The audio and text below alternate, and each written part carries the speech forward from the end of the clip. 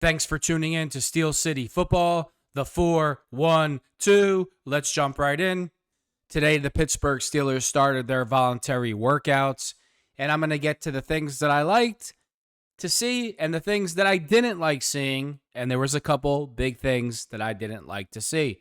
First, DK Metcalf was there, and I love that. I love that your stud offensive weapon, your best offensive weapon on your team, shows up, works hard, leads by example. You know, you can tell he's a huge target. He's going to be tremendous for the Pittsburgh Steelers. His physicality, everything that he brings to the table.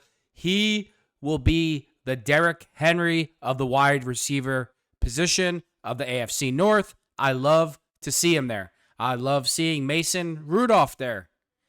After all, he's our starting quarterback.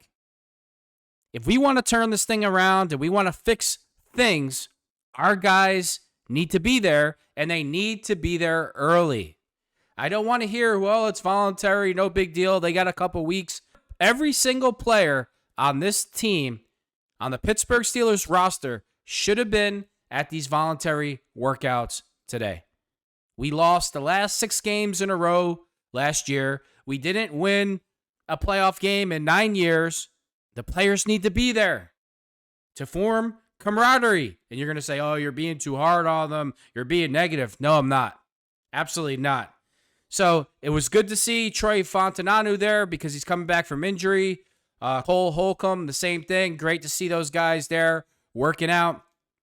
And I love to see the players who are fighting for their jobs at this voluntary workout. Specifically, Keanu Benton. He knows that Derek Hartman is going to push him for playing time. He doesn't have time to fool around. It's do or die. I love it. Then you have Beanie Bishop. He will be pressed by Brandon Echols for the job. They will compete in training camp for the job. They both showed up. Now let's get to the 3 guys that I'm super disappointed in that they weren't there. I don't want to hear about vacations to Italy, and unless it's a family issue or an emergency or you're hurt, you need to be here. That's my opinion. I'm entitled to my opinion. I want TJ Watt, Minkah Fitzpatrick, Cam Hayward at these volunteer practices, condition, whatever it is, I want them there. They're the leaders of the team. They need to be there. Payton Wilson was there. I absolutely love this guy. I love his play. I love how he's always hustling to the ball. And when he gets to the ball carrier, he's getting there in a bad mood. A lot of people feel that he can't play the run. I think he's going to develop into a superstar player over time. That's my belief. I believe in him. I believe in his attitude. I believe in his preparation. I love seeing him there. I expect big things in year 2 for Payton Wilson. Rookie year was last year, first year, whatever you want to call it. You get the point. I expect big, great things from him. You know, Payton Wilson runs a 4.4 second 40 at 6'4" and 235 pounds, can run like the wind, can cover, can hit. He's always hustling to the football. He's always working on his game. He's a Steeler. I love the guy. Let's look at some of these pictures. DK Metcalf, Calvin Austin, Scotty Miller. Look at the size of DK Metcalf. Broderick Jones looking lean and mean. He knows it's put up or shut up this year. I love seeing that. I love seeing him there work out. You know, the big man, he's looking good. He looks lean from that picture. Spencer Anderson looks lean, looks to be in good condition. Pittsburgh Steelers linebacker Cole Holcomb. It's good to see him back. I got to ask this question. I don't know what these catapult things are that these players wear. I swear they look like bras for women. I'm this 2025. It's like being in an alternate universe sometimes. That's a bra for women. I don't get it. You know, I wouldn't want to be caught dead in one of these things as a man first, but as an NFL player second. We're the Pittsburgh Steelers. Those Catapult bras need to be banned from the building. I'm making no apologies. I don't know what this new style is. I don't know what the hell that thing could possibly do. Can we just go back to the old days? You wear a t-shirt, no shirt, t-shirt, who cares? The last thing I want to see is a bra for men. Women wear bras and guys with man boobs. We're the Steelers. They should be 86th from the building immediately. Broderick Jones again. It's good to see Troy Fontanu. He's got a lot to prove this year. You know, we could have had Cooper DeJean. We took Troy Fontanano. You've seen how great Cooper DeJean's been for the Philadelphia Eagles. I really hope Troy shows up and plays and shows that he deserved to be the first-round draft pick of the Pittsburgh Steelers. He was hurt last year. We all get it. But I really hope it pans out for Troy. Pittsburgh Steelers defensive lineman Jacob Slade. Pat Freiermuth also looking to rebound from a season that wasn't too great last year. It's not that he didn't have a good season. He just didn't catch the ball at the most important times, had some mental lapses. You know, he wants to redeem himself, and he's there, and he's showing up. Pittsburgh Steelers center Ryan McCollum. Ryan, I know I'm just joking, but you're a center, and I see you struggling with 225. That better been after 30 reps of it. The free agent addition, Kenneth Gainwell. It's a good sign. Both running backs were there. Jaylen Warren. You know, they know they're going to compete for reps, and I love seeing that. I love seeing these guys come out. They know their jobs are on the line. They know they're going to compete, and they're there to show up and work, and that's really what you can ask for. All these college kids coming out of college, and they're like, I don't run the 40. I don't do the bench press. I don't do a vertical jump. Are you effing kidding me? Like, it's such a turnoff for a coach. You know, if I'm a coach, I don't care if I see you in the mall and I'm like, hey, show me your back pedal. You should be able to do it. You should be able to perform at the drop of a dime. You're a professional athlete. You should always be prepared to compete. Not, unless you have an injury, it shouldn't be, I don't do that. If I was scouting any guy and I said, I need you to do these tests for me, and you refused, I wouldn't draft you. I want to see all your combine numbers. And if you're too afraid to compete, I don't need a guy like that. Because what's going to happen when we put these shoulder pads on and everybody looks good in shorts and a t-shirt. But then when you throw those pads on, size is important, speed, all those things are important. I get it. But why do you think every year after year in the NFL, you see guys that turn into superstars and Hall of Fame players that didn't have all the greatest qualities and tangibles? Because when you put the pads on and you put the helmet on, things get real. That's when you separate the men from the boys. But this is always a good sign when your guys are showing up to compete in voluntary workouts. And guys that don't show up and guys that make excuses, I don't do that, I don't do this, those guys are usually not as mentally tough as your other players. So any player that shows up for this, whether you're a practice squad player, a first-round guy, a free agent, I'm thrilled that you're there.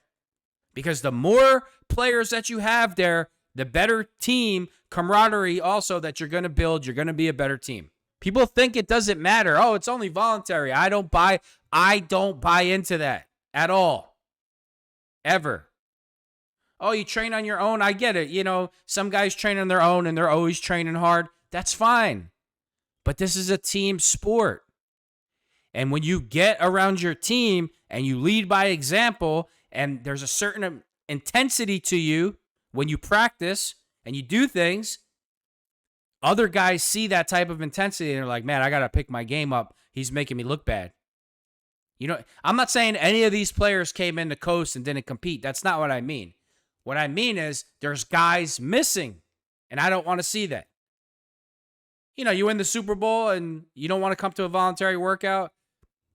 Look, my mindset, my mentality is this.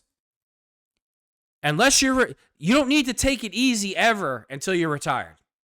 If this is your craft and this is your job, you should always be there. You got a short window to be great. A short window. It's a business for young people, for young men. That's what the business is. So all this, next week, don't worry about it. Oh, he's on vacation with the family. He's got 9 years in the league. Okay, if you got 9 years in the league, that means you don't got too many more. So get to practice. There's always time for a vacation. You always got time for that. You always got time to spend with your family. But you only got so much time to play in the NFL. You're going to tell me, oh, you're being selfish. Hey, call it what you want. The great players are great for a reason. If I was an NFL player, especially in today's day and age with the media, I wouldn't get married or even date a girl until I was done playing football.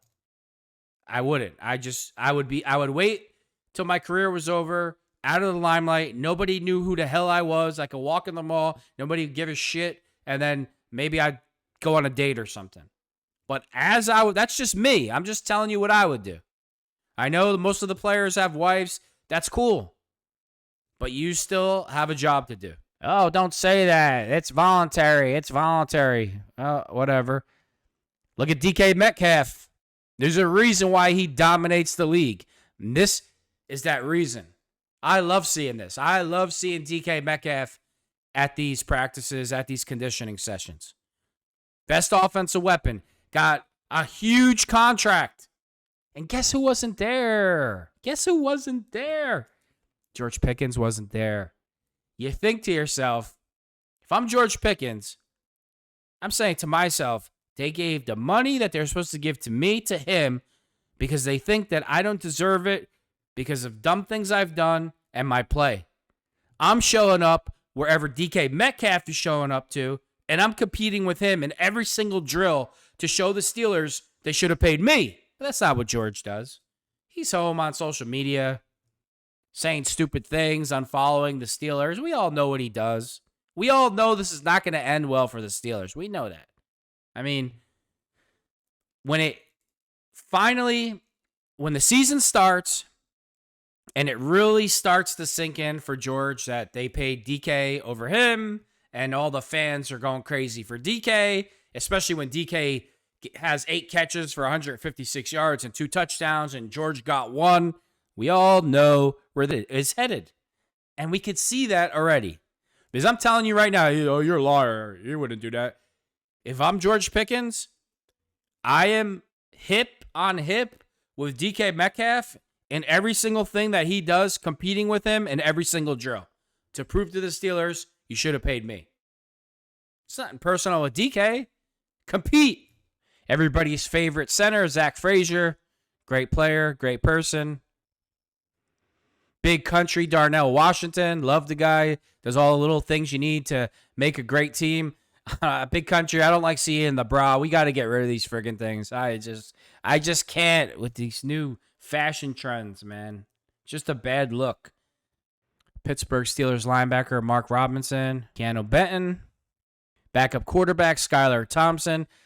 Listen, Mason, I know you're growing out the mustache and the goatee and everything, and that's cool. I like the new aggressive look, but we got to get rid of the bra. Come on. Calvin Anderson, look at the width on his shoulders. Jesus. It's like 747 wings. Mason Rudolph looking lean and mean. DK. Payton Wilson plays very angry. That's all I want all my defensive players to play. Angry. Flying to the football. Can't say enough good things about the pick. Brandon Eccles. Beanie Bishop Jr. Got screwed last year. I'll never figure that one out. They put Beanie Bishop in. He makes the most of his opportunities. Has 4 picks. Leads the team. And soon as Cam Sutton comes back, Cam Sutton starts every game and Beanie Bishop's on the bench for the entire year. Cam Sutton off in La La Land, blitzing whenever he wants, doing whatever, not following the defense whatsoever. And Beanie Bishop, great attitude, great hustle, obviously great ball skills, 4 interceptions. The coach has seen little things that he didn't do right. What player doesn't do everything right? They kept blaming him for the pass out of the backfield in the Cowboys game. He's running stride for stride with the back out of the backfield. The back catches the ball. They're going to make plays on you sometime. And just like Beanie did. 4 picks on the bench. It's just mind-blowing. This guy, he does everything you want him to do. Shows up with a good attitude, works hard, makes plays. I don't get it. I don't. Just his attitude alone, he should have been on the field over Cam Sutton. Then you have the rest of the defense telling Coach Tomlin, Beanie Bishop needs to play, and they're mad that Sutton's in the game, and Coach Tomlin just overrides everybody and puts Cam Sutton in. Makes no sense. 0. Connor Hayward, making it a career with the Steelers. He always gets on the roster. Hard work is the reason. Jaylen Warren is going to get his eye. This whole thing, he's small. That's all you ever hear from all these so-called insiders. He's small. He's small. The greatest running backs in the NFL have all been smaller. Walter Payton, 5'9". Barry Sanders, 5'8". I don't even have to mention Emmitt Smith, another 5'9". And those could be generous listings. Usually guys are a little bit shorter than what they're listed at. So this whole thing, okay, fine. He's kind of short, but he's thick and he's strong and he's over 200 pounds and he hits the hole like a demon. So I just, sometimes people have to go back and go through history of the NFL to look at some of the smallest backs in the NFL have had the biggest impact. I don't think, if you gave him the ball 20 times a game, I think he would only get better as the game went on. I don't think he would get worse or get hurt. I'm not in that belief. Scotty Miller, sticking around with the hard work. DK Metcalf again. I like Beanie. I'm a Beanie guy. I like his humility. I like the way he carries himself. You can never have enough Beanie Bishops on the team. You can never have enough Derek Harmons, that type of attitude, that type of toughness. That's right up Beanie's alley. I think he's like cut from the same type of cloth as Coach Tom would say, the Steeler DNA. I'm a Beanie guy. Calvin Alston, always getting better, always working on his craft. You could see it. He just gets better every single year. Great pick. You knew exactly what you were getting. Great slot receiver. Here we go with the bras. Catapult bras. I'm for a loss of words when I see this type of thing with grown men. I just baffled sometimes. It's just so feminine. It just ban them from the building. Just ban them. Steelers don't wear catapults. We don't got man boobs. Miles Killebrew, always showing up, always putting the work in. Logan Lee. Jeremiah Moon. I don't know if his roster spot is in jeopardy with the addition of Jack Sawyer. It's possible. I always see Jeremiah Moon getting a couple reps in the games, relieving TJ Watt and Alex Highsmith, so I don't know if he's on the bubble. I don't know what it is, but I'm glad he's there. I'm glad he's competing, and I'm glad he's taking it upon himself to know, hey, my job might be on the line. To Marcus Leal, let's bend those knees a little bit there, pal. All right, I'm going to end it with that. Thanks for tuning in to Steel City Football, the 4-1-2.